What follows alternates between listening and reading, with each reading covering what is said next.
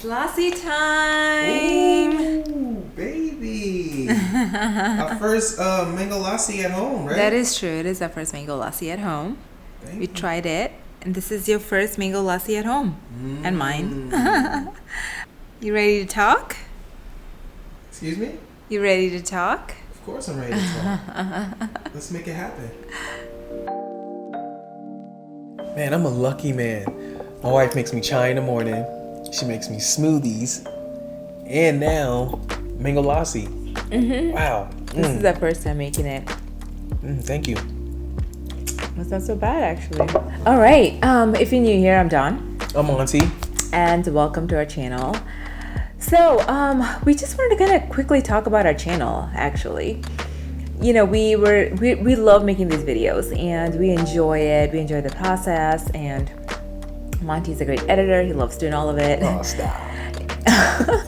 And so, you know, and we've also built a small YouTube community along the way. Like, we've met a lot of other Blindian couples, and it's been great. You know, we love getting to know people via this new channel, actually. And, you know, we're just trying to figure out, like, where this channel is actually headed. You know, we were first thinking it would just be only relationship channel. But I think what we have come to a realization is, you know, we want to make it something we love to talk about, or, you know, what our personalities are about and what we love and we love doing versus enjoy doing, etc. And so this is the conclusion we've come to. We think this channel is going to be about personal growth, which means our personal growth. It could be about relationships, our journey in our relationship. It could be my journey as a mom, just anything that has helped us, where we have researched. So we love to research, and we love to also implement what we research in our house, in our family, within ourselves. And so we would love to share that knowledge with you guys as we learn it and grow. Yeah, exactly. Because, you know, just kind of elaborating on the personal growth thing, we're not experts here, so we just do the research and we just implement how that might apply to us in work. So that's why we say personal growth, because anything that we just sharing with you is just all from our personal growth and our experience and the information that we researched. And then we love to travel, as you guys know, and we've mentioned before. And of course, once COVID is done and we're traveling, we will love to share those adventures with you guys. And thirdly, we would like the channel to be about lifestyle. That's Monty's area. Yeah, that's my lane. I know lifestyle is pretty vague term to use, but it literally falls under lifestyle. I like home decor. I like interior design, and that's something that I started, you know, falling in love with recently. I want to say in the last couple of years, and I enjoy it. It's something about like interior design that really intrigues me. I love it. I love, you know, just going down that path and, you know, taking out little projects in our home. And, you know, I like that whole minimalist kind of feel. I know that's another vague term, but when I refer to minimalist, I mean just having things of value. You don't have to have a whole bunch of stuff. Get rid of the clutter and just have things of a value and giving yourself space. I like natural light, open space, clean lines, and, you know, and just admiring the quality of putting things in. So we want to focus on that. We want to focus on wellness, on health, as you know, everything that's going on in this world. Definitely. You know, we want to be more conscious of like what we put in our systems and what we apply to our kids, so they can develop certain habits and taste buds and that nature. And also just being awareness of morals, whatever your religion is, you know, we just want to, you know, focus on those type of things, because those things are very important when you building a family and a foundation. I definitely agree. And talking about family, we were kind of considering what we wanted to talk about next. And I think what we decided on was how to make a marriage work. And particularly today, or this video, we would like to talk about communication. We all know how important communication is in a marriage/relationship. We would like to talk about our journey in communication through our dating/marriage. So I wanted to talk about basically my personal growth in communication within our relationship. And I just wanted to start off with when we were dating and kind of take it through marriage and where we are today. And I just remember when we first started dating years ago, it just, like, I was a very different communicator. I just never spoke what was on my mind. I don't think I clearly communicated my expectations out of a relationship, and all that kind of stuff, and I think as the years went on and as our relationship progressed, I think I started communicating, or I got bolder and I started communicating a little better out of what I wanted out of a relationship. And then we got to marriage or engagement, and we started reading books on it, kind of like a premarital thing. We started reading books on it and kind of like doing exercises on communication and all that kind of stuff. And we got married, and I think that kind of took that needed to take our communication to a whole different level because we were married, right? And I still remember Monty telling me, Dawn, we're married. We should be able to talk about anything. You should be able to tell me anything. And it's funny because I should be able to, right? But in a way, my personality or the way I communicated all my life was just not being very straightforward. I was very passive. I always overthought an argument before I even said it, right? Like, oh, absolutely. I would just I sometimes I want to come outright and tell him what is on my mind, but I completely overthink it, and I think, oh my god, what is he gonna think if I say that? Does it even sound right? Or maybe I should say it this way so that he doesn't get defensive. How can I say this better? Just overanalyzing everything. Yeah, it's like one thought and becomes a million thoughts, and then finally when it comes out as like a big vomit because I've completely overthought what was going on, and I'm kind of going down a huge rabbit hole at this point. So it's something that I'm still working on, and I think I think I'm better, but I still find it a little hard to just be like, hey, this is what's on my mind. I need to tell you. I don't care what you think about it, and I don't care how this comes across to you, but this is what's going on in my mind. I'm still working on that. It still is kind of a struggle for me. Wait, what do you think? Do you think I've come a long way? Do you think I still communicate the same as before? No, absolutely. Short way? No way? I think she came a long way. I have to give her credit.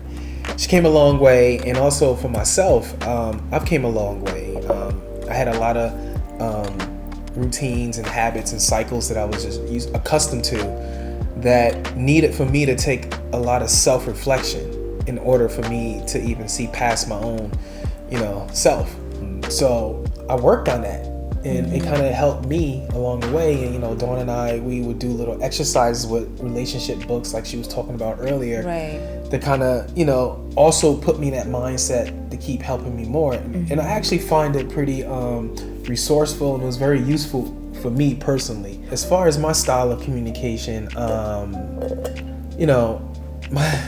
style, I'm still kind of the same way, but I'm very direct with my communication. In order for me to understand her communication, I needed her to just be direct with me so I can understand a little better. But when she was passive or just going around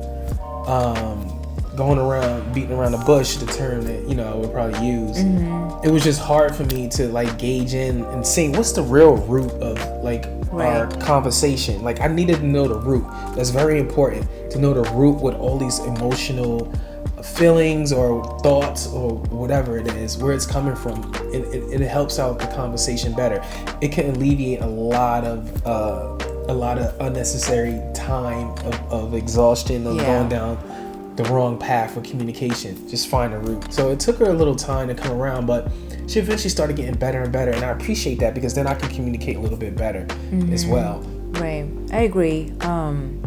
It wasn't always this good, or I guess at this level. And I remember when we were dating, I used to tell Monty, you should get better at communicating things. Like you really should, because keeping a girl in the dark is just not fun for the girl. And what? eventually, in the dark? What are you talking about in the dark? And eventually, there's a relationship. Keep in the dark? Come on, not me. I think we all know what we're talking about. But seriously though, like on a serious note, like really communicating with their partner is just so important. And I realized that him communicating with me back then was really important, and me communicating with him my needs now is important, and it helps us both in our relationship. It helps ward off anything that is not needed, like any arguments and fights that could possibly happen out of misunderstanding. You could probably avoid that if you communicated right away what your thought was. We never had a fight ever. Just had one this morning. But yeah, just like, we're still learning, honestly. Like, I'm still learning, and there are some learned behaviors that you just have practiced from when you were a kid. Like, I feel like I don't know if I can ever completely be on Monty's level of communicating when it comes to just saying what's on my mind. Like, he's really good at it. He doesn't really care how people take it or whatever. He just says it. And for me, I don't know if I'll ever be on that level, to be very honest. Another thing that I wanted to talk about was basically patience when the partner communicates, right? So for an example, Monty is super OCD about cleaning. I mean, when I tell you he's OCD, like, maybe we need a whole another episode on that. It's just average. It's normal. It's normal. He loves everything a certain kind of way. I mean, he's literally spitting out cleaning instructions, I would say, once every 30 minutes. And that is no exaggeration. You can ask anybody who comes into this house. No, because you do this because you don't do what I ask. That's why. So basically, his level of cleaning is another level, and then he's always spitting out instructions to, like, everybody here, mostly me and Mackenzie, on how everything needs to be clean, right? And I'm not gonna lie, sometimes it is kind of irritating. It's just like, okay, I get it, like, I get it, and I'm not gonna be that clean. Like, it's just not gonna be in me to be as clean as you.